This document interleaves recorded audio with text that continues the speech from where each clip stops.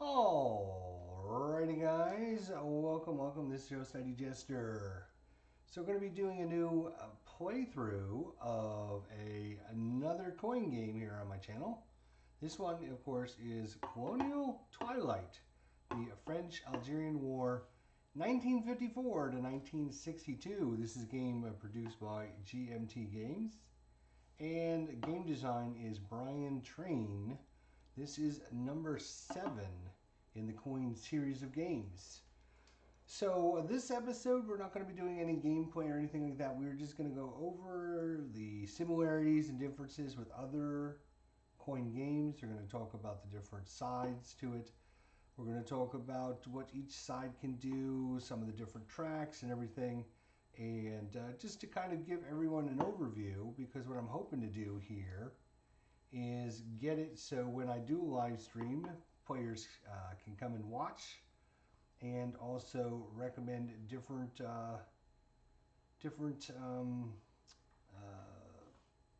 basically play each of the sides with me, and so we can learn the game together. So hopefully you'll be able to do that, and if that's something you're interested in, let me know.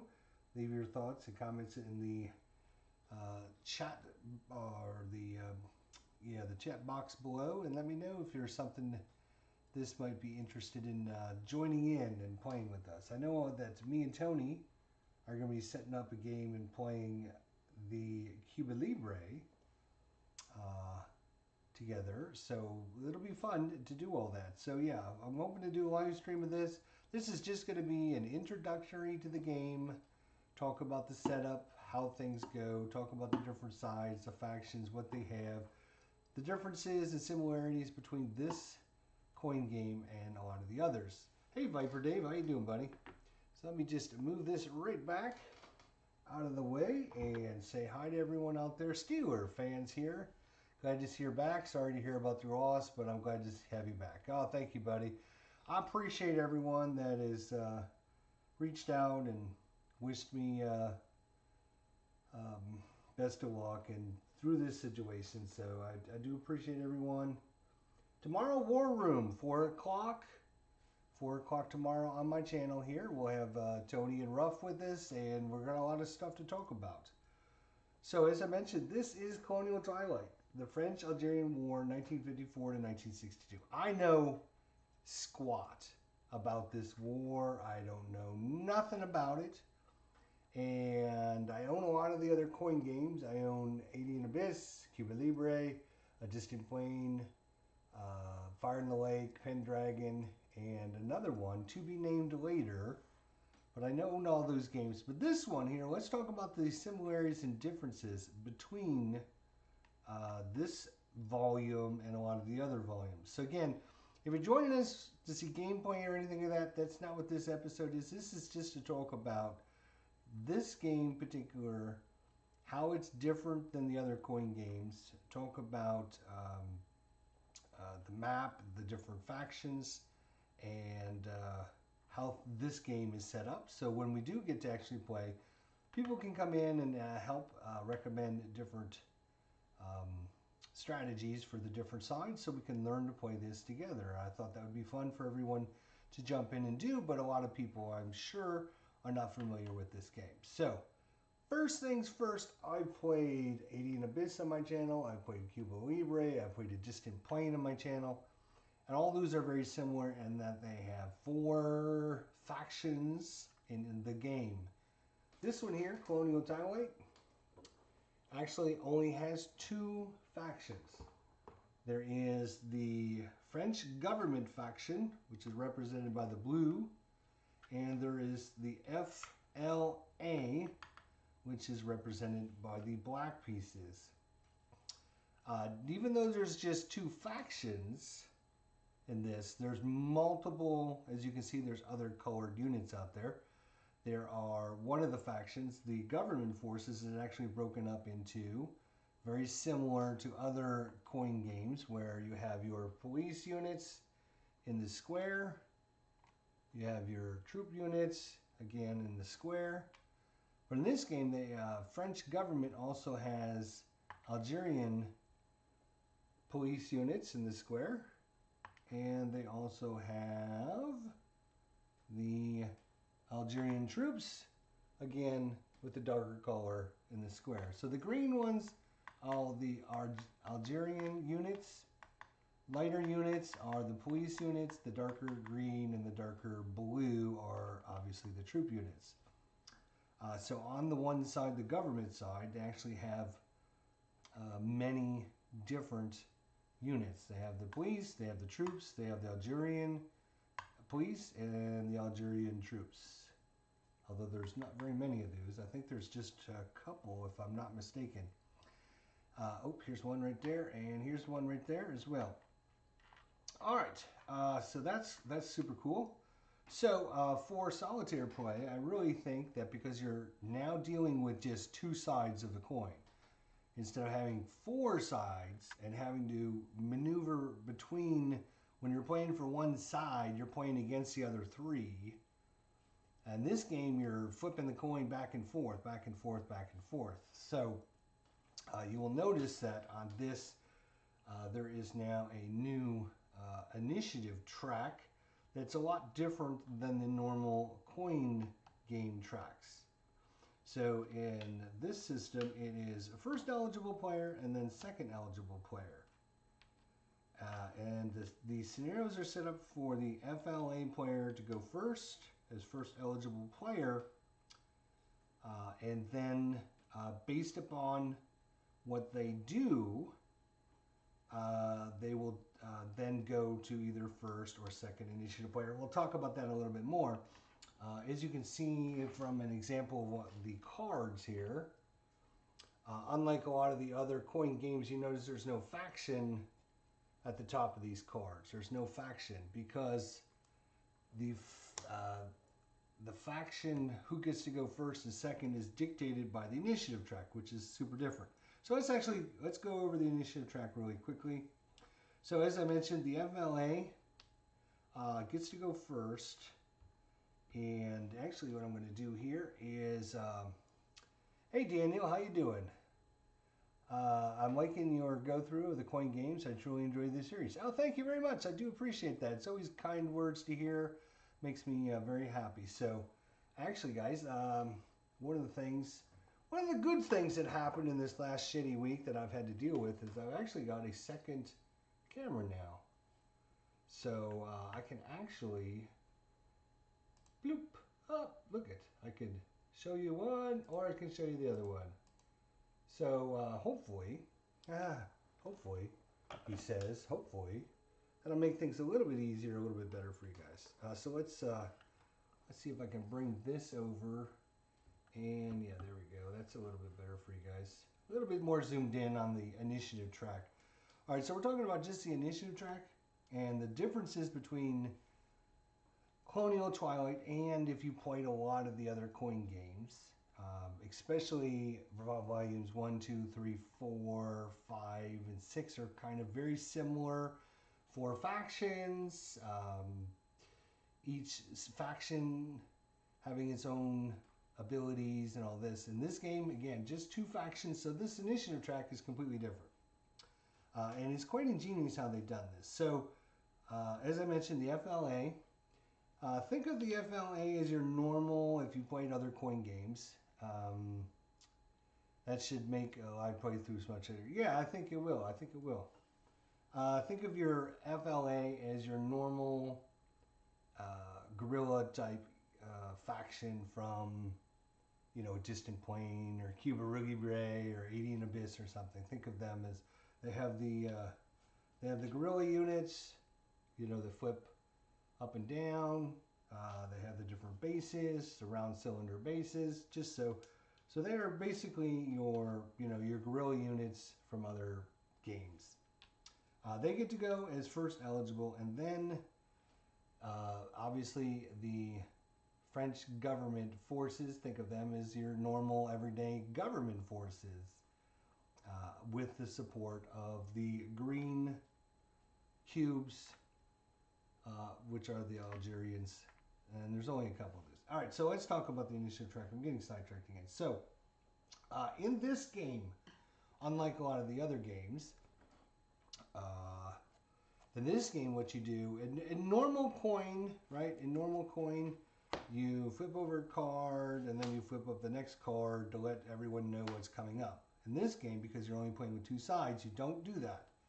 So what happens is you're just going to flip up the next card, and the first initiative player then gets to decide what they want to do. They can do any of these options, which are they can execute the event. And the events on these cards are very similar to other coin games where you'll have one side taking the non-shaded event and the other side usually taking the shaded event. So normally the government takes the non-shaded and the guerrillas usually take the shaded. So that's very similar in this as well.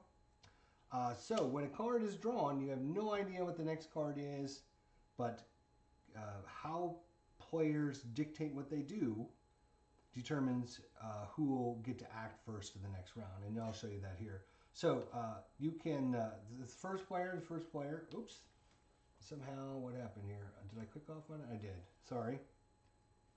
I did click off on it. As first eligible player, the first eligible player can execute the event, which is very similar to all the other games. You read the event, you do what it says, blah, blah, blah, you move on. You can also execute an op and a special activity. Again, very similar to other coin games. You get your op and your special activity. And you can do a limited op, where you can only do an operation in one of the different sectors. And we're going to talk about that here in a little different, because it's set up a lot different in Colonial Twilight than a lot of the other coin games. And of course, you can execute an op only, which would be in multiple different locations, but of course you wouldn't get your special activity. Whatever the first player decides to do, the second eligible player can only go adjacent to wherever the first player went. So in this case, if the first player says, I'm going to only execute an op only, then the second player can only pass, or they can execute a limited op. That's the only two choices they would get. They cannot execute an op and a special activity because it's not adjacent, and they cannot execute the event. So there's a lot of strategy in this game, even though it's a two-player game, in determining what you want to do and what you want to try to prevent your opponent to do. So obviously, if the FLA decides to play the event, then the second eligible player can then execute a special activity, or they can pass. They can't do any of the other options because they have to go adjacent to wherever the first player goes. Now, once that is done, you are going to reline up the first eligible and the second eligible based upon wherever the first eligible went. If it's lighting color, so if they execute the event, if they pass, or they execute a limited op, they will become first player again. So in this case, if I went to execute this event, I would do the event. The government forces would then execute an op and a special activity, and then we would put these back, and FLA would remain as the first eligible. This card would then go away, and we would flip up the next card. And because the FLA is first, they would get to decide what to do in the next one. And they could execute the event again. And then they would leave the government forces to either execute the op and the special activity or to pass. Let's say in this example, though, the FLA decides to execute an op and a special activity. Then the government forces would get to either execute the event, they could pass, or they could execute a limited op, because each one of these three boxes is adjacent. After that card is done played, then because the first eligible unit went into the darker units, the first eligible unit then goes back to the second eligible down here, which makes the government now first eligible for the next card. Obviously that card would go away, and then we'd flip up another card, and it'd be up to the government to decide. So as first eligible player, you can keep executing the event after event after event because you can see it's light in color. So you can just execute the event and become first eligible again. Execute the event, become first eligible again. Do you want to do that? Is it good for that? Probably not. If you're executing the events all the time, you're not going to get to do your ops and your special activities. And you're going to let your opponent keep doing ops and special activities while you're only able to do the events. So there is a lot of strategy built into the initiative track and trying to, because you don't know, right? Because the other part of the deck is face down. You don't know what's coming up. This could be a really good card or it could be a really bad card. I think maybe you got lost. No, I didn't get lost. I know exactly what I'm doing. What did you think? So, yeah, because you don't know what event's coming up. It could be really good. It could be really bad. You might want to, I don't want my opponent executing the event. So in that case, you don't want to play an op and a special activity. So you're going to have to play either a limited op or a execute an op only so that they can't play the event. So a lot of strategy built into the initiative track just with the two players, and the players determine the initiative order, and that's why there's no icons on the different cards. In that it's not needed because the players will determine who can execute the events and who can execute the different, what you're able to do is based upon whatever the first player does. So I think that's super neat, super different, and super cool. So I thought I would explain that a little bit for those of you that are familiar with Coin and haven't played this one. It's going to be a lot different than your normal Coin game. But I think it's going to be really cool how that plays out. So let's just move these cards out of the way for a little bit. And let me switch back over to the other overhead camera here for a second and just slide this out of the way. There we go. All right. So similarities with this game and other games is that you have areas that are controlled, areas that have no control, or areas that are government control, or FLA control, or no control. And that's going to be based upon which side has more forces in that spot, including their bases. So you can see in this Tizzy Uzi here,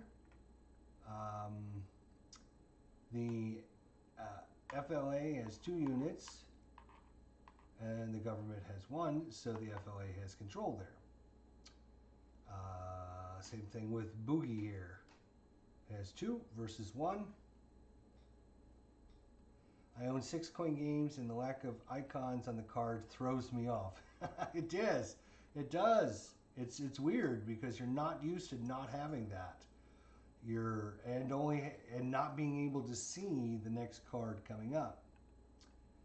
You're never sure. Oh, it's always a guessing game. What can I do? What can I not do? All right. So very similar to other Coin games, you got your control, and of course you got your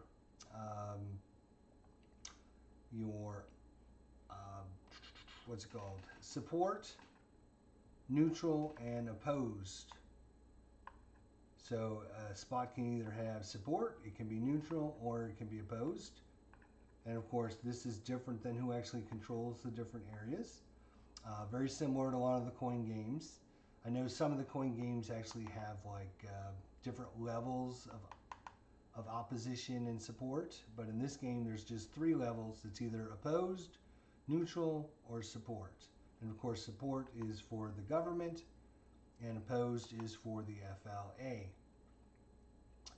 All right, let's talk about another of the big differences here, and this is a little weird and it takes a little bit to get used to, but in in a lot of the different coin games, you have these darker lines like this, and they're normally lines of communication that separate and allow units to move down the different lines of communication. In this game, it's not like that at all. Not at all, okay? What these dark lines represent is, think of this as one state. So this here, this area right here is like one state, and then each one of these is like a county inside of this state. What they call this state in this game is called the Walela. Walela is what they call that.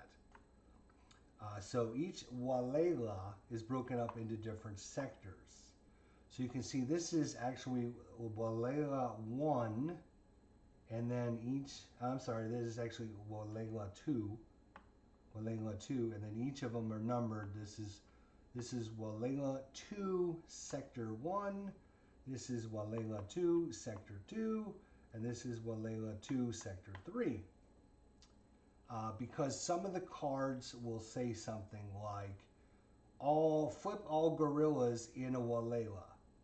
So each Walela, you can then flip all the gorillas, or add 2 bases to a Walela. So you have one Walela is this here, which is Baskra, Bakara, El Duguri, Bata, Nagari, and Tabethia. So that is Walela 1 is this big area. Walela 2 is this little area there. Walela 3 is this one right here. So it's just these 3 sections right there. Walela 4 is just these 2 provinces right here. So you can see the border that goes around there. Walela 5 is huge. It is all of this from here and down here. So this is part of, it actually has 9 sectors in it. 1, 2, 3, 4, 5, 6, 7, 8, 9 sectors. So Walela 5 is really big, as you can see. So that's Walela 5. And Walela 6 is there, I don't think there is a 6. Is there a 6? Yes, 6 is right here, sorry. I thought there was a 6. So 6 is just these 2 sectors right here. So, yeah. So, it does remind me of Lambert. So this one is Walela 6. So a lot of times you'll see information on the cards that'll say something like, move any units you want inside of Walela. So you can only choose all the sectors that are inside that one Walela. And fortunately, like I said, they are labeled.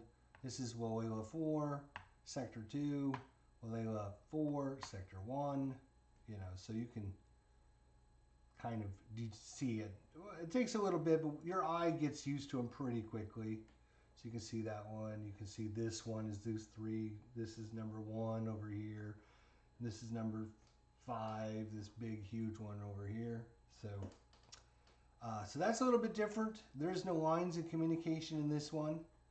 So it's all just broken up into different Walelas. And inside a Walela, we'll have different sectors. And of course, there are 3 city spaces.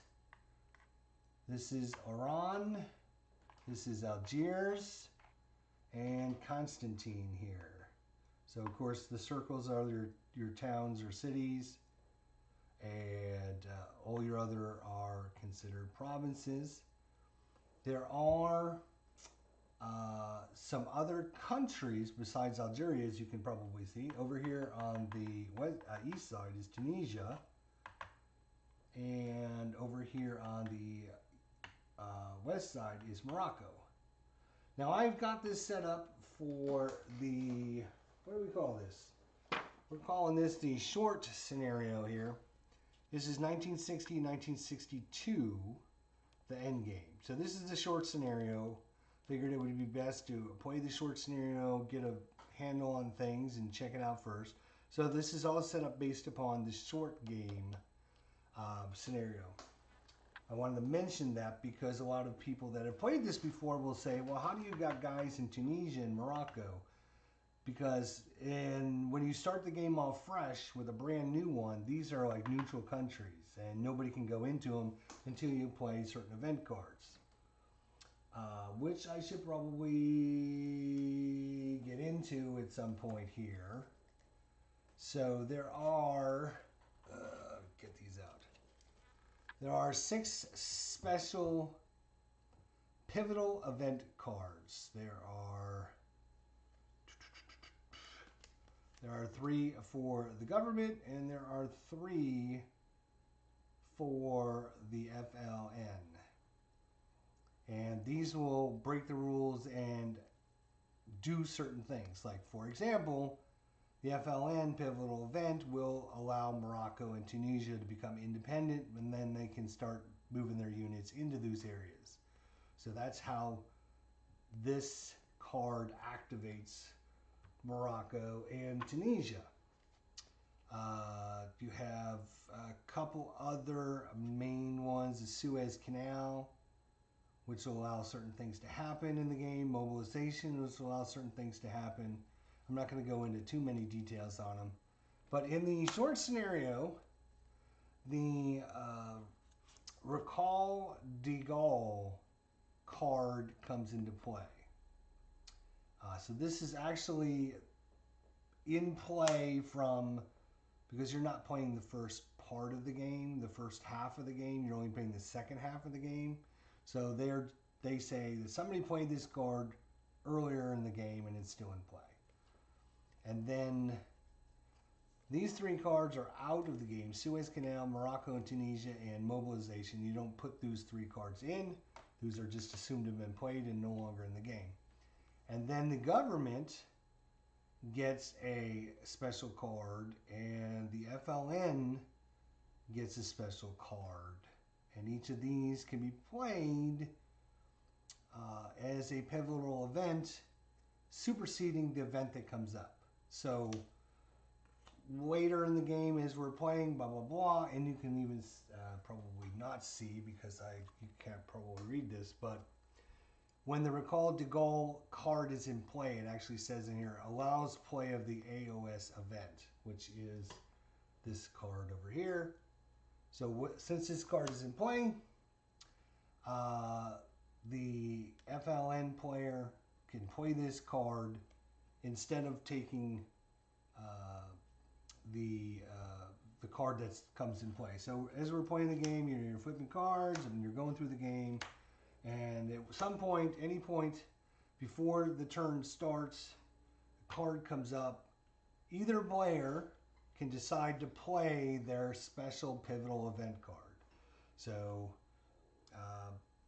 let's say at this point the FLN player says, it doesn't even have to be whoever's in first or second. If both players at the same time want to play their card, then there is, I think it goes to the second eligible. I might be mistaken on that, but there's a tiebreaker in the game. I forget what it is. I think it's second eligible gets to play it. But basically what happens at that point, they play their card and it supersedes the card that came out, and then you just follow the directions on that. So each player will have a special pivotal event card in their hand, or out on the map that they can play that'll change the rules. If because the Recall de Gaulle card is out, the FLN player can play his card.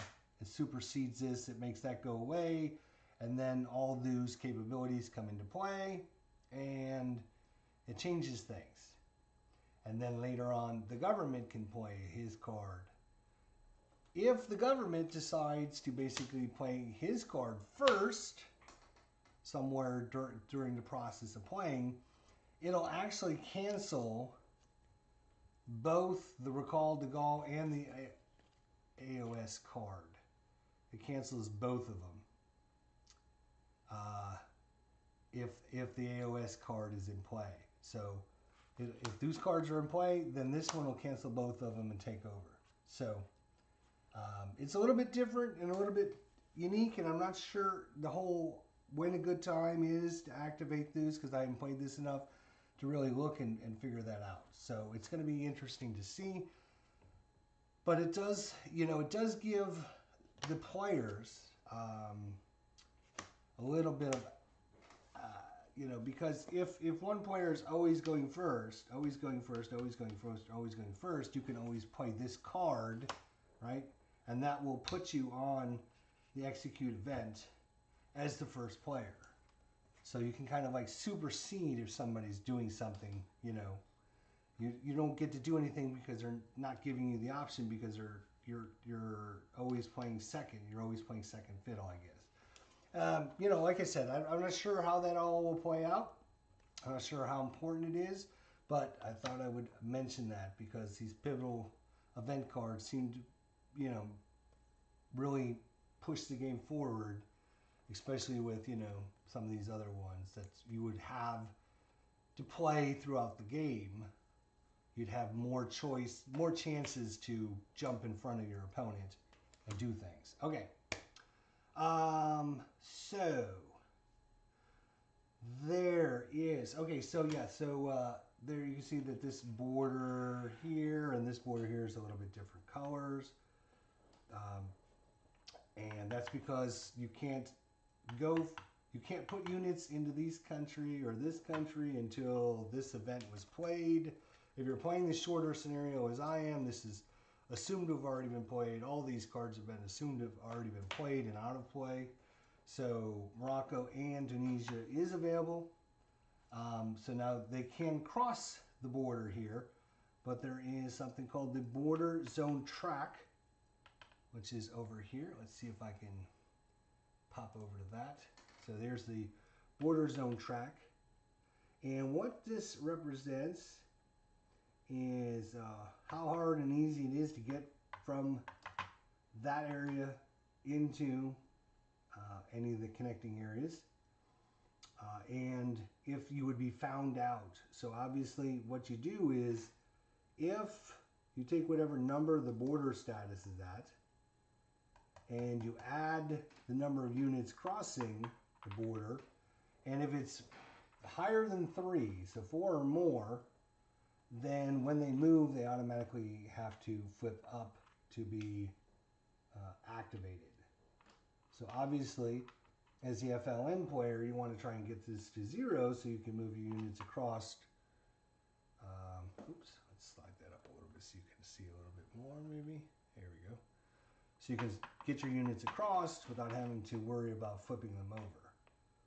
So the border track is going to keep track of whatever number this is, and then you add how many units you're moving across the border, and if that number is 4 or higher, then any units that move across have to flip over.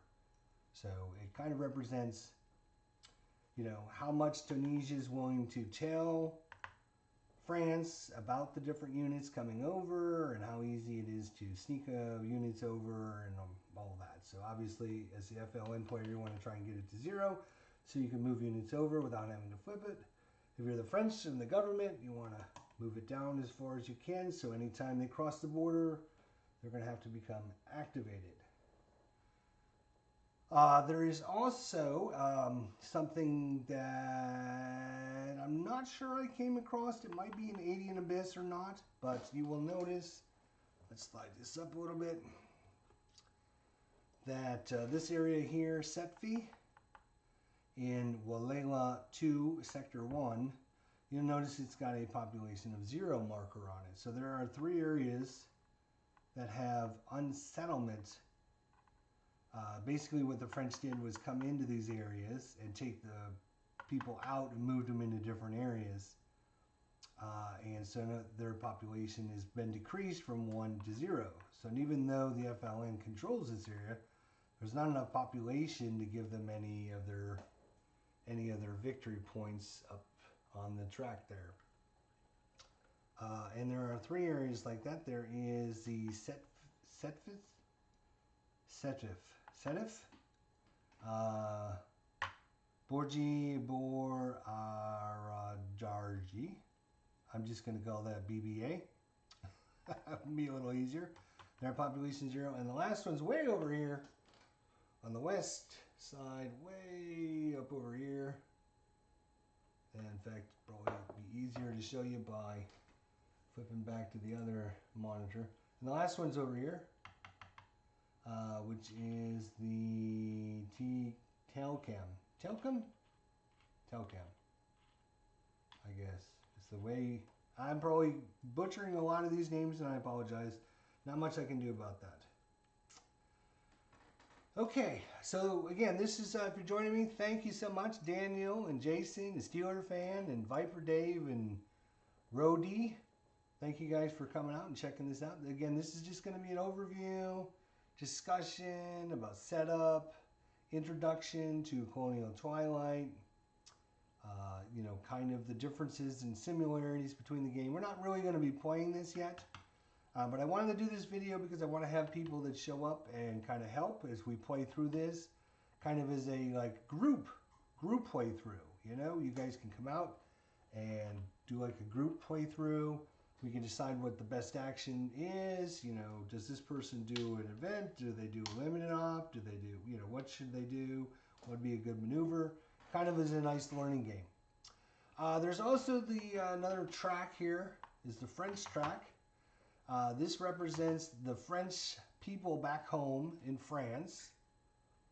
Hey, Steeler Fan, we'll see you tomorrow, man. 4 o'clock. 4 o'clock for the War Room, Steeler Fan. Thanks for coming by. And this represents their willingness to, the people back in France, you know, back in Paris and everything, to support the troops and the population down here, and their willingness to put up with all the BS that was going on down here. And, you know, because news would get out when things happen. You know, people are dying and bad things are happening. And, you know, kind of like what happened for the U.S. in Vietnam, right? The big uprising at home because people didn't want us to be there fighting and doing all this stuff. So this kind of represents the willingness for the French people to put up with the nonsense that's going on down here, or just give it up and let them have it, and, you know, back and forth. And this marker will move back and forth. As the government forces, you want to get it over here as much as you want, or as much as you can. And as the FLN, you want to get it as low as you possibly can. And what will happen is it'll give you commitment numbers and resources. So the resources will go to the FLN, and that represents the resources that they're able to get from the people that aren't happy with this situation, to kind of pay them off, to make them happy, and just to try to end this war and stuff like that. And then the commit level is what the French will gain or lose when we do a propaganda. And it'll tell us how many points they're going to lose from the people back home not helping the situation. Probably didn't explain that very great, but I think you guys get the general gist of what this is doing there. There are, in this game, there's casualty box, there's an out-of-play box, there's a capability box. Just like a lot of the coin games, there's capabilities you'll get. Right now we just have this one capability. This basically won't have any effect until we do the propaganda, because there's a lot of things in the propaganda that says, if Recall de Gaulle is in effect, do this, or if Recall de Gaulle is not in effect, do this. And so this will change the propaganda scoring. It doesn't do much else once it's in play. It just adjusts what resources the government gets based upon whether this is in play or not. And you'll see that when we go through propaganda thing. And let's see. So there are mountains and there are plains in this game. Unlike a lot of the coin games, this is just plains. This is light, I guess lightish gray brown area. And then all this dark brown, even though there's multiple different colors of dark brown. The different colors of brown show you the population. So the dark brown are all zeros because they're really bad mountains. So you can see this is a really bad mountain range. So not a lot of people can live there. So they're all zeros. And then the lighter browns are at least population 1 or higher. And that's important because a lot of cards will say do such and such in population 1+. So that means you can't do it in any of the dark brown areas. And you cannot do it in any of the areas that now have a population of 0. That's why these markers are there. And so you know that you only can do it in the light brown areas unless they have the little population marker that says 0 on it. So that's what the different browns is. But you can see most of the areas in this game is mountains. There's a couple plains over here and one plain over here.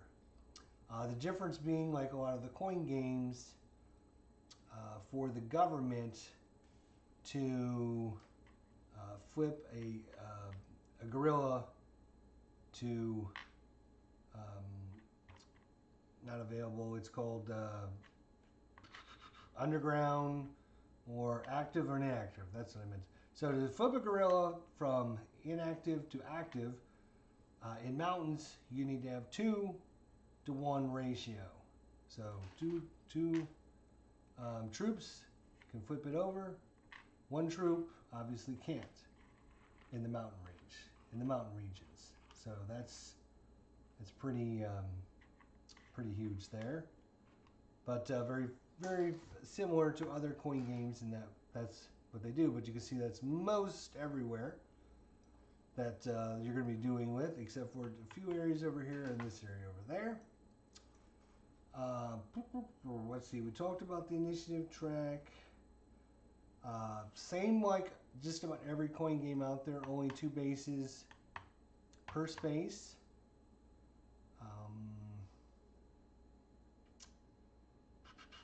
One side will either be opposed, neutral, or support. It can be controlled, neutral, or government controlled, or FLN controlled. You can see in this case, it's 2 versus 2. So Algerians count just like French in calculating your control. So in this case, it's 1 French police, 1 Algerian police versus 1 guerrilla and 1 base. So that's 2 versus 2. So this one is actually not controlled. So Algerians count just like the French. The only difference is the guerrillas can kind of convince the Algerians, the green units, to switch sides and say, hey, you know, you're fighting against us, but we're brothers. Don't fight against us. Let's kick the foreigners out, right? So that's why there's different colors there. And we're going to go over, yeah, maybe we should do that now. Let's go over that. Yeah, here's kind of an overview. So again, the dark color are your troops for French and Algerians. Your lighter colors is police, and your base, and then the FLN just has guerrillas and bases. Excuse me. Don't fall over.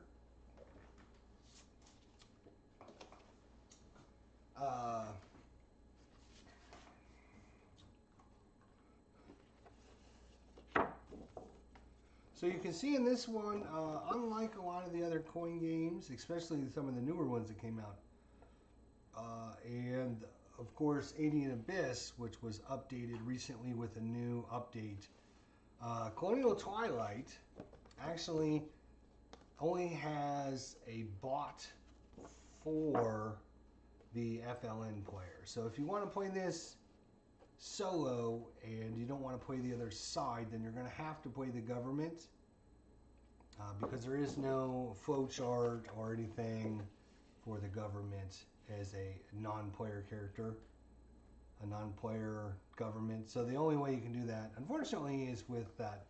Hopefully someday they'll update it with the newer card system that they've been coming out with some of the newer games, and the update to Fire in the Lake with the cards. which I think would be pretty cool.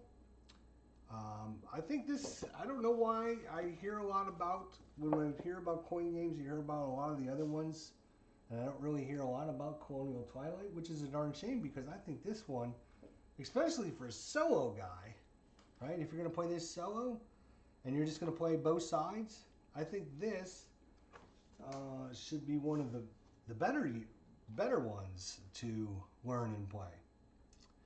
All right, so let's go over what the different sides can do and talk about victory. All right, so government first. Let's talk about the government. So this is obviously the blue and the green units with the troops and the police. Very similar to a lot of the coin games. All right, so the victory, government. They have to get their total support and commitment to exceed 35. So that's why they have to get it up to 35. Right now it's at 22. They have to get up to 35. That's why this commit level, right? Every time a propaganda card comes out, they're gonna, it's 0, 1, 2, 2, 3, 3. They can lose 1, 2, or 3 commit points. So it's important for the French to get the Frenchies involved in this and keep this as high up the track as you can get, because you don't want to lose a lot of commit points, because the way you win is to get that up to 35. And so support, obviously, your supports,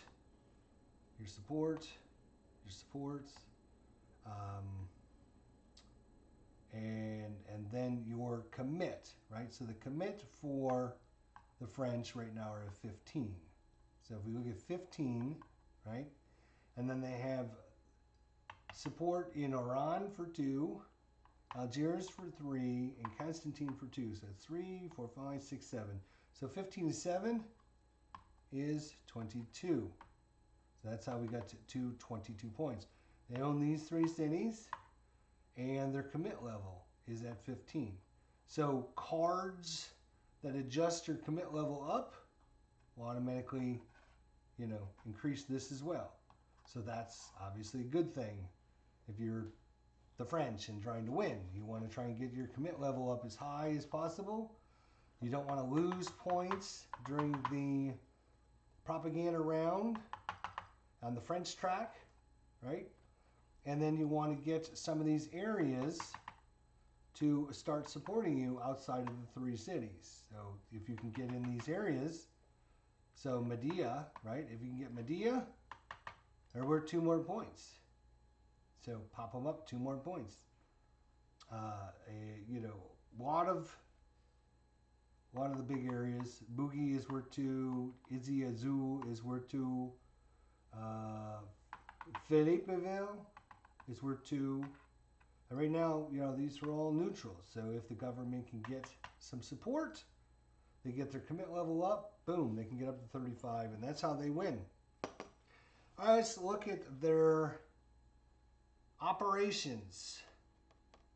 So they're going to train, and the purpose is to add Algerian cubes, build support, affect France or border zone tracks. So when you train, unlike a lot of the other coin games, not only are you worried about adding units to your thing, you can actually use your little pawn here and put it on the track. So this is part of your train action, is to affect both your French track and the border track. So obviously, as the French, again, you want to keep the border track as high as possible, and for the French track, you want it as low as possible. So in a city sector with a base, France or border track zones. So in a city, right? So your 3 cities, your border track, your French track, or a sector with a base. So obviously important for the government to get more bases out, although they only have a couple more bases available. They have 1, 2, 3, 4 bases out already. So a couple more bases wouldn't hurt, right? Because if you got a base there, right, then you can train in that area. If if you don't have a base, you can't train in it. So you can't train here, you can't train here. Can't, let's see, can't train, where else? Can't train here in Boogie because you don't have a base. Doesn't matter about control, it matters about the base. So you have to have a sector with a base. So it's going to cost resources per location selected. And you can place up to 4 Algerian cubes. Then in one selected space with government control, you can remove a terror and pacify up to 1 level. And if France or border zone track, you can move the marker up a box. So training is to get your nice Algerian cubes. Well, you can't really see because I put the cards there. But the Algerians, let's move the cards out of the way for right now. Algerians have their own box. Right now it's empty. Oops, this I believe goes in 15. I think I took that off of there. Okay, so train. All right, so you can place up to 4 Algerian cubes within those, what we just talked about. And then in one area with government control, you can remove a terror and pacify. So pacifying is just like a lot of the other coin games, where you pay your resources to move a neutral to support, or you take an opposed and put it to neutral. You can only do that 1 level though. You can't take it from opposed to support. You've got to do it. So that's a train option. All right, garrison. Garrison, the purpose of it is to move police and activate guerrillas. So you want to move the police around and activate guerrillas. Location, any population 1 space, including resettled sectors. So any population 1 space, including resettled sectors. It's going to cost you 2 resources. You're going to move up to 6 police cubes between the locations. Then in 1 space, you're going to activate 1 guerrilla for each police cube there. And then in parentheses, 1 for every 2 in mountains. So again, mountains, which is most of the area, it's 1 for 2. So you move your police between your different areas. And then when you do that, then you can activate the guerrillas for each police there. Normally, mountains 1 to 2. And then these couple plain areas, it'll be a 1 for 1 area. All right, so that is garrison. Sweeping, you can move troops and activate guerrillas. So garrison is for your police. Sweeping is for your troops. So you're going to move troops to activate guerrillas. Location, any spaces, 2 resources per space. Move troops, not police, into adjacent spaces. Then activate 1 guerrilla for each cube there. 1 for every 2 cubes in mountains. Again, most everywhere is going to be a mountain, except for a couple areas there. And so this is how you're going to move your troops around into adjacent areas. Okay, I'm going to move that guy there and here. Blah, blah, blah. You move them out. That's into an adjacent space. These guys can move into here or the city or into there. So it's just adjacent space. You can only move troops, not police. And then you can activate the guerrillas there.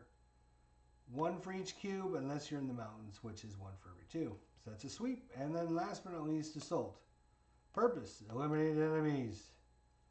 Location, space with troops, cubes, and enemy pieces. So this is going to be an assault. It's going to be a space with troop, cubes, and enemy pieces. So, nope, that's not troops. Here's a good example. Sulk. You've got troops, you've got an enemy piece, right? 2 resources per selected space. Procedure, in each selected space, remove 1 active guerrilla or base for each troop cube there, or 1 for every 2 in mountains. In city or border sectors, police count as troops. So in the border sectors, so this area, and this area, police, whether this is actually a police, even though it's Algerian, count as a troop for removing activated guerrillas. So if this guy was like this and we didn't have a troop there, we could still use the assault because police in border regions, which are the regions bordering the other countries, count as troops, which is very important. A very important rule. Very important rule. That's why I went over it. So same thing over here. Border region, right? These police over here are good as troops. These are as good as troops for removing activated guerrillas. So in the border regions, police are just as dangerous as troops. This base, not as much, right? Not as much because this is not a border region. So activate, remove an activated guerrilla or base for each troop except for in mountains. It's 1 for every 2. Again, these are planes though. This is a plane as well. Okay, remove guerrillas go to available and casualty boxes alternately. So let's say, for example, we had 4 units here that we wiped out. Let's say we had 4 troops here, and we had 4 active guerrillas.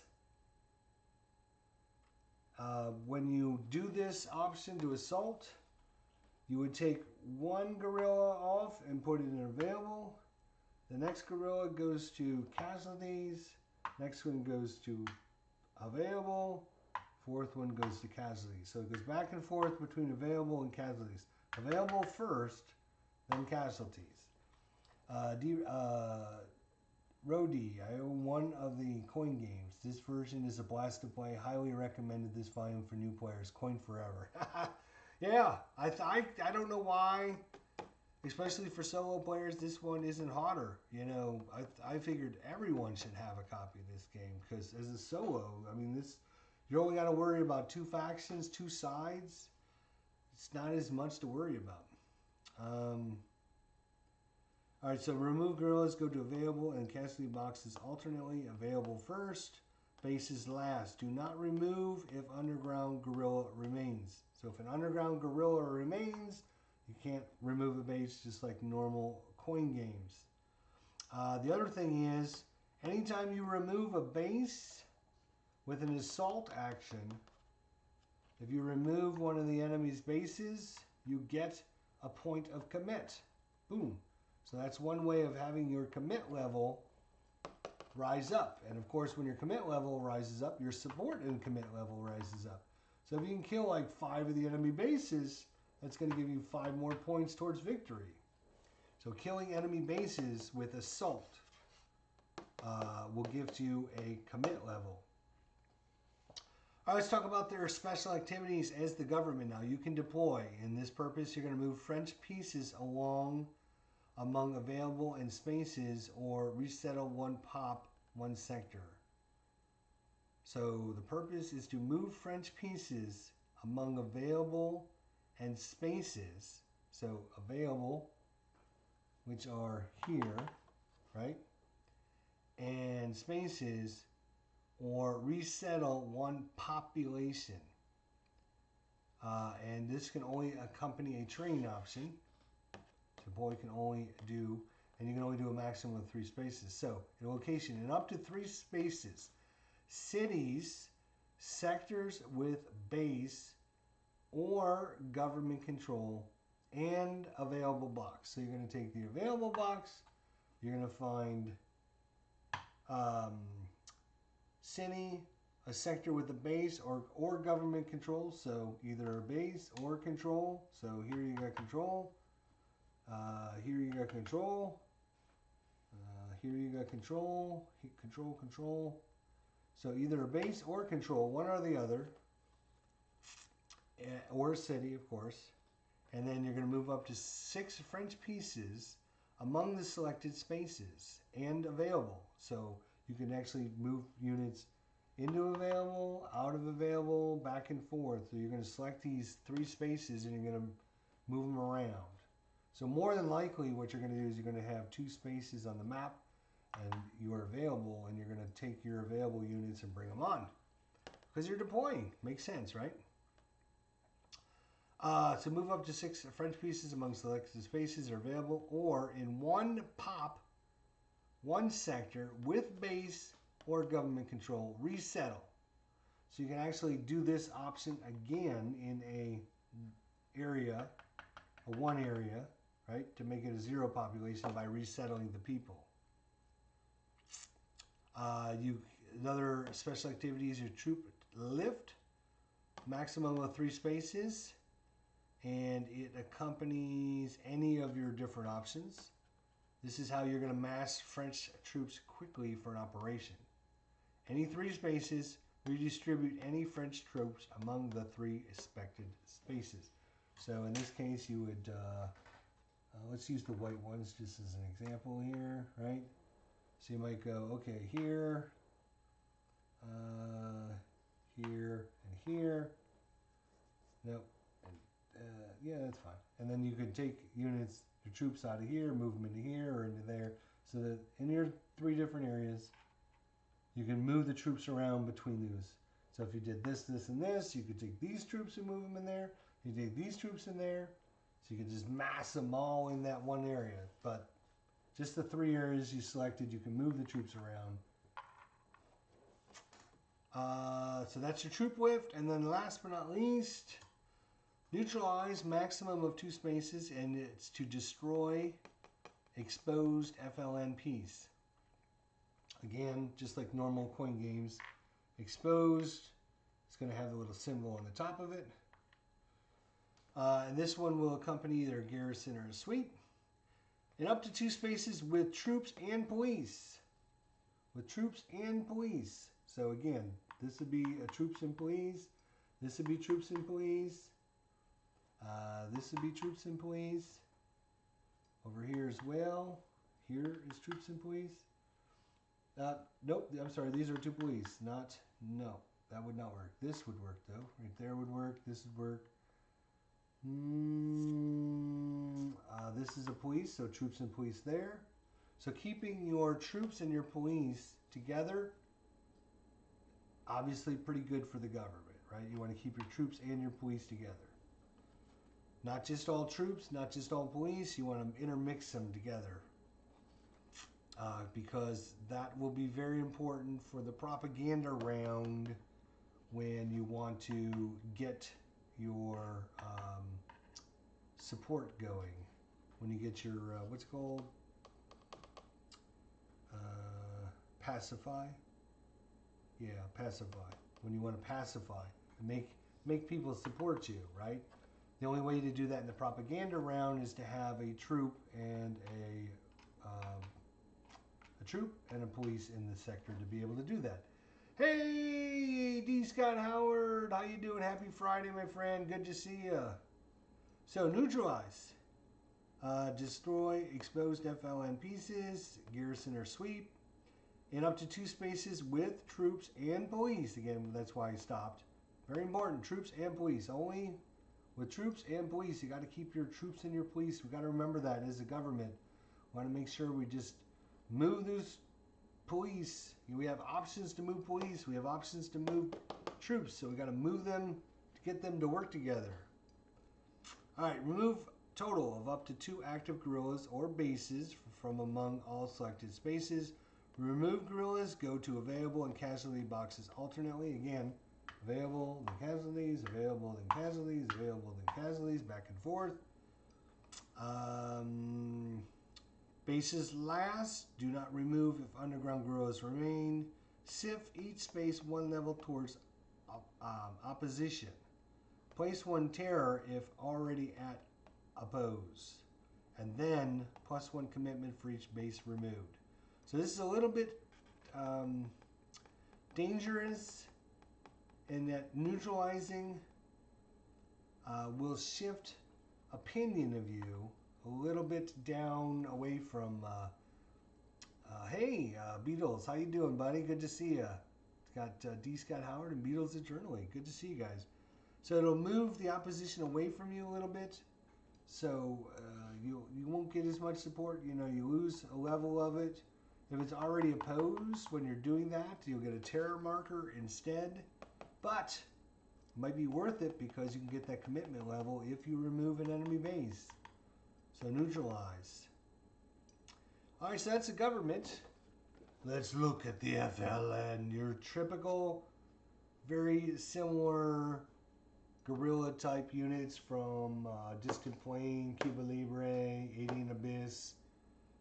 Very similar to that. So, operations going to be Rally, March, Attack, and Terror. Special activities, Extort, Subvert, and Ambush. Victory. Let's talk about victory first. The FLN, they need total opposition and bases to exceed 30. So remember, the government needs to be 35 or higher. The FLN only needs 30, right? So their opposition and bases starts at 19. They need to get it to 30, so 11 points. Good to see you, Beatles. Hope all is well with you, my friend. Hope all is well with you guys. Good to see you. Thanks for coming on by. I do appreciate it. Just give us a thumbs up if you wouldn't mind while you're here. I'd appreciate it. Thank you very much. So bases. You can see that FLN has 8 bases out, which is down here in the corner. So 8 bases out. Let's just double check. 1, 2, 3, 4, 5, 6, 7, 8. Yep. All right. So we got 8 bases.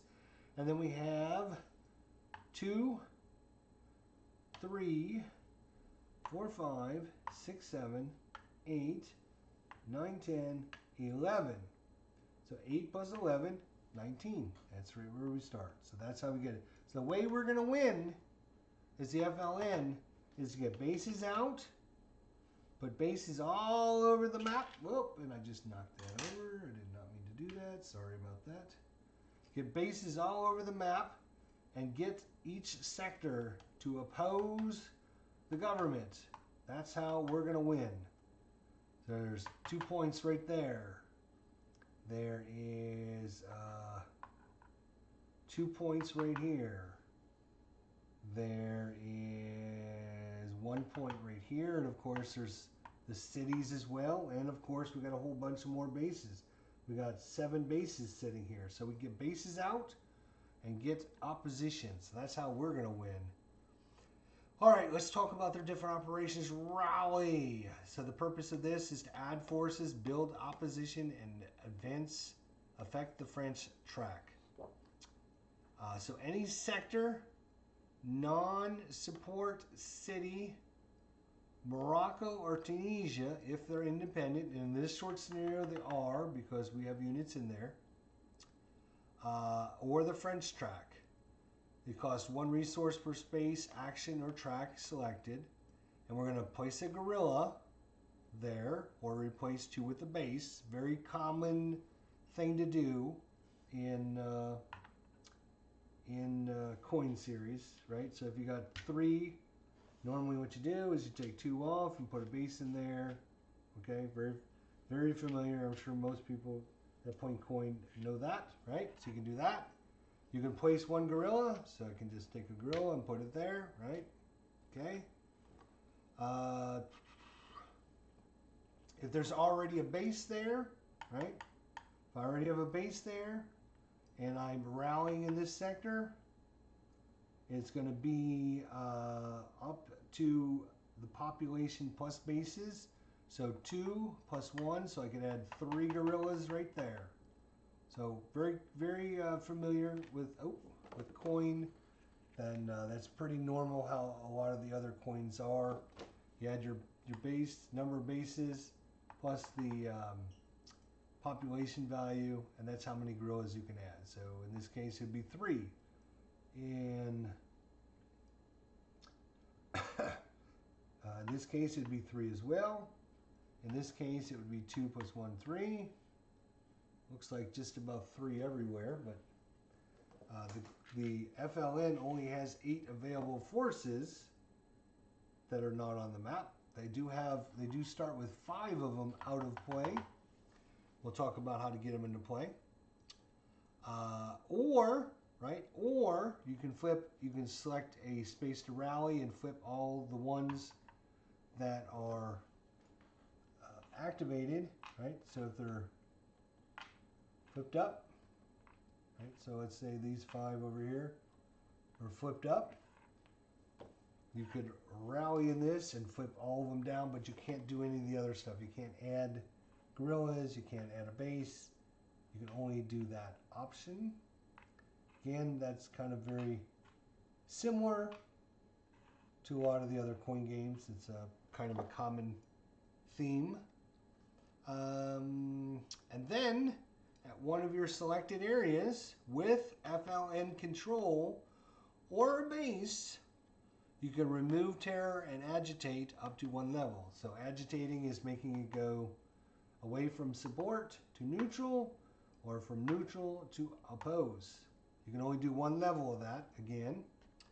So in one of your selected areas, if you have either a base or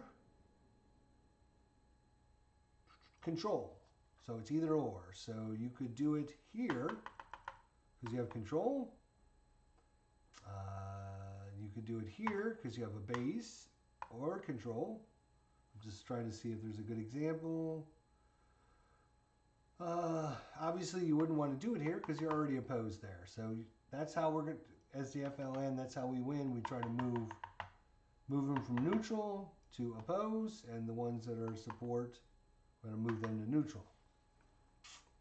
And of course, you can activate the French track to move it down, right? The reason you would want to do that is during the propaganda round, you're going to get more resources the farther it is to the right. So it goes 1, 2, 3, 4, 5, or 6. So every spot you can move this will be another resource for you during the propaganda round. Okay, that is a rally. March, you move guerrillas at each space. One resource per destination. Move guerrillas into adjacent spaces. If space moved into has support, or guerrillas move across an international border, which we talked about in the beginning, which is these yellow lines, right? So if the space moved across has support, or guerrillas moved across an international border, and moving pieces plus government cubes exceed 3, activate moving guerrillas. If crossing an international border, add the border zone status and the number of government cubes. If same walela, may march again. So that's where we talked about these different walelas and the sectors that are in each of the different walelas. So they can actually move multiple places as long as they're within the same walela. Again, this is walela 1 right down here. So we cross the border, move here, move there, right? So multiple places on the march. You're on the march. If in same walela, may march again. So I think it's just going to be 2 spaces. Actually, I don't think you can make it there. So it just says you can march again. So it looks like you can do a double move or double march in that case. Attack, eliminating enemies, right? Any space with guerrilla and enemy. 1 resource per space selected. Activate all guerrillas in that space.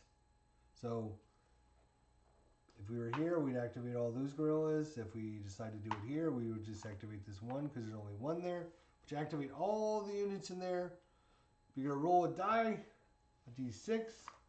And if you roll equal to or less than the number of guerrillas you just activated, then you can remove 2 casualties. You remove police first, then troops, then bases. Remove 1 guerrilla attacker for each French piece removed. -1 commitment for each base removed. And removed guerrillas go to available, then casualties, available, then casualties, available, then casualties, just like we've done the whole time.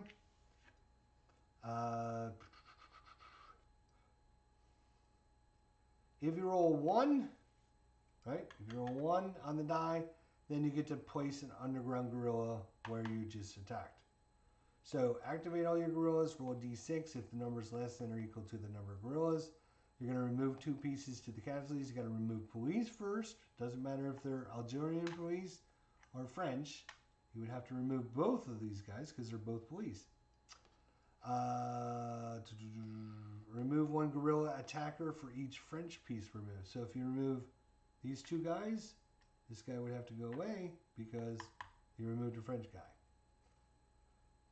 Remove guerrillas, go to, yeah. Okay, so that is attack. Terror. Purpose is to neutralize support space with underground guerrilla that is not population 0. So these areas here that have population of 0, 0, 0, and 0, you cannot do it there. It has to be at least a non-population 0, and all these, again, these dark browns are all zeros as well. You can't do terror there because there's not enough people to really care, right? One resource per space. In each selected space, activate a guerrilla, add a terror marker, if none already. And then set the space to neutral. So a good way to get rid of some support, cause some terror, right? Get rid of the support. It will make it neutral. And if it's neutral, it'll stay neutral. It doesn't drop. It doesn't say drop. It just says make the space neutral. All right, let's talk about their special activities. Extort any space. It's to gain resources. It can accompany any of your 4 operations. Any population 1 space, you can activate an underground guerrilla. I'm sorry, any population 1 space with an underground guerrilla and control. So you could not do it here because we don't have control there. But you could do it here or here or here. Oops. Nope, couldn't do it here. Why can't we do it here? Because it's population of 0. It has to be population 1. So population 1 with an underground guerrilla and FLN control. In each activated space, add 1 resource. So that's a way to get your money back. Extorting from the population. Subvert. The purpose is to remove or replace Algerian cubes. And this can accompany either a rally, a march, or terror. In up to 2 spaces with an underground guerrilla and Algerian cubes. So right here, because the green, right? You could subvert there. Remove a total of 2 Algerian cubes, troops, or police from spaces. Or replace 1 Algerian police with an underground guerrilla. Cubes removed to available. So, you could remove up to 2 cubes, Algerian cubes. Or you can replace 1 police, Algerian police, with a guerrilla. So in this case, we can activate this guy here, flip him over, oops, flip him over, and we can replace this guy with our guy. Boom, just like that. It has to be a police though, and these are the light green ones. Alright, can't do that with the dark green ones because that's the troops. And that's a troop. Alright, so that is Subvert. And again, that goes with a rally, a march, or a terror. Okay, and then ambush. This one will go with an attack option. And up to 2 attack spaces with underground guerrillas. Each of those attacks activate 1 underground guerrilla only and automatically succeeds. Do not roll the die. So remember how we were before, we're activating all of our guerrillas and we're rolling a die. It has to be equal to or less than the number of guerrillas in there. And then we can remove 2 pieces, police, then troops, then bases. If we ambush them, right, we don't have to roll. We only activate 1 of our pieces. And we do not remove a guerrilla if a French piece is removed. And if we can kill these blue bases, they get -1 commitment if a base is removed. So for the French, remember the French want to get their commitment level up. So anything that affects their level negative would be good for us, bad for them. Alright, so that is an overview of the different, operations and special activities the 2 sides can do. Once you do them a couple times, I think shouldn't be much of a problem there. A lot of these are very similar to Cuba Libre, Alien Abyss, The Distant Plane, Fire in the Lake. Very similar there, which is good. So if you played other coin games, should be pretty easy. You know, sweeping and training and assaulting. Although there is a few differences, so we'll just have to go through them a couple times just to make sure. There you go. So that is an overview of the operations and special activities. We went over the initiative track, how the first player, second player works, or first available, or first eligible, second eligible, I guess is what they call it. We talked about the different regions, the different Walelas, the France track, the border track. I think that is a pretty good overview. Been going a little bit longer than I wanted to go, but I wanted to get this out, so if other people are interested in checking this game out, they have a little bit of idea what it's like. I think Colonial Twilight, although it's a subject, the French-Algerian War, which I know zero about. I know nothing about this at all, right? And I think that's why this is not as popular as some of the other coin games. It's just in a subject matter, I think, that a lot of people don't know anything about. They're like, I don't know anything about that. But I think the advantages of this one being two factions, right? Much easier for a solo player to deal with just two factions as opposed to four factions, right? Much easier. And then being able to manipulate the initiative track.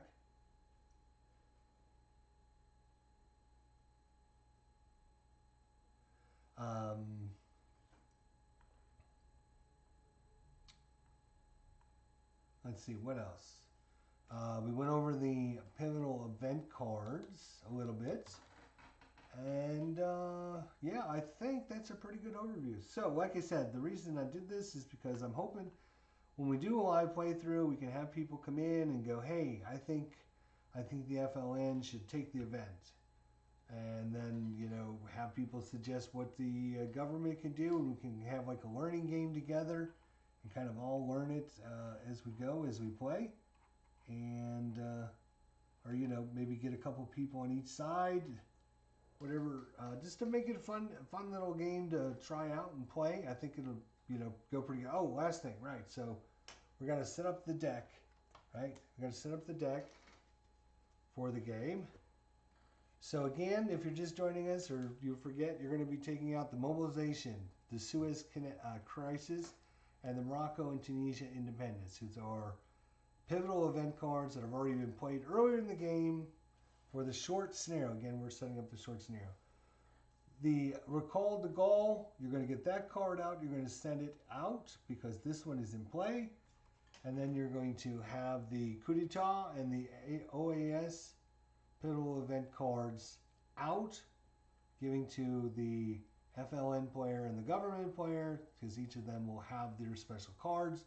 But for us, I'm just going to set them over there. All right, so that leaves us with exactly 60 cards. How convenient.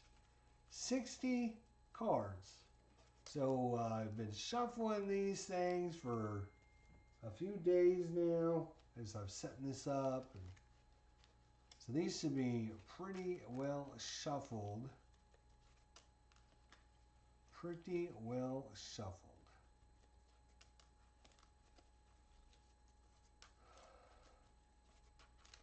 All right. So what you're going to do for this short scenario, again, this is the setup for this short scenario. If you're playing any of the other scenarios, you're going to follow the directions on page 19 or 20 of the rule book on how to set these up. I am not using the optional open deployment options. I'm not doing that. I'm doing the set scenario. All right, so for this, what we're going to do is we're actually going to take out 1, 2, 3, 4, 5. 6, 7, 8, 9, 10, 11, 12. We're going to take out 12 cards. Right? And then you're going to have 5 propaganda cards. These are just for fluff and flavor. They're all do the exact same thing. You can choose which one. It doesn't really matter which one you choose. I'm just going to choose the coolest looking ones. There's some really cool ones. Cool looking ones. We'll just take this one on top, right? So you take this one and our 12 cards, and we're just going to shuffle them together, just like that. No idea where it's going to be. It's going to be in here somewhere.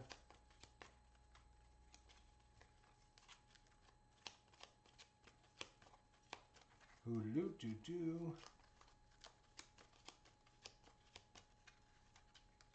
Alrighty. There we go. And one last cut. There we go. You guys have no idea where it is. So we're going to have a total of 13 cards. 1, 2, 3, 4, 5, 6, 7, 8, 9, 10, 11, 12, 13. Okay. So we have a total of 12 cards plus the propaganda card. Has 13 cards. Put that down. We're now going to get out 12 more cards. Let's see here. 1, 2, 3, 4, 5, 6, 7, 8, 9, 10, 11, 12. All right. 12 cards. Get another propaganda card. Put it in there. And just shuffle, shuffle, shuffle, shuffle, shuffle.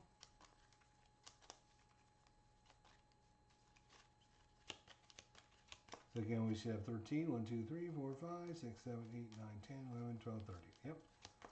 All right. We got no idea where the propaganda card is, but it's definitely in here somewhere. Oh, somewhere. All right. One last cut. There we go. And put it on top. And guess what we do? One more time. Same thing. 1, 2, 3, 4, 5,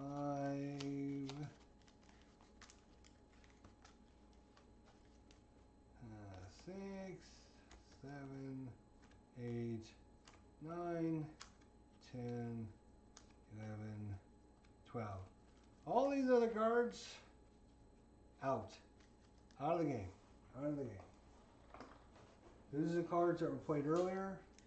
1, 2, 3, 4, 5, 6, 7, 8, 9, 10, 11, 12. Yep. And then we just take another propaganda card. Again, doesn't matter which one. And we shuffle it in there.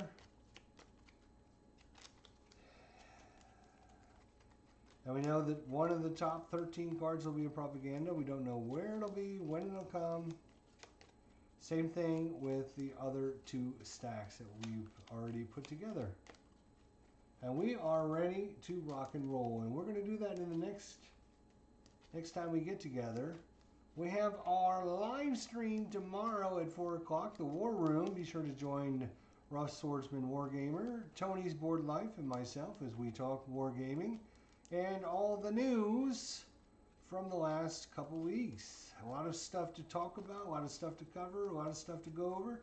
So we'll have that tomorrow at 4 o'clock Eastern Standard Time. Every Saturday at 4 o'clock. Be sure to come out and wish us luck and boom, watch our show. There you go. So we are set up. The FLN player always is first eligible. And again, these are in, this card's in play. These cards would just go into, you know, out in front of the player that's playing. But for ease of use, I'm just going to put them over here as a reminder. The rest of the cubes and everything are set up by the scenario. And hopefully I didn't move anything around when I was doing my different examples, but we should be ready to rock and roll as good as I think. So next time we get together, we'll probably play a little bit, go through some turns. Hopefully you can show up for that.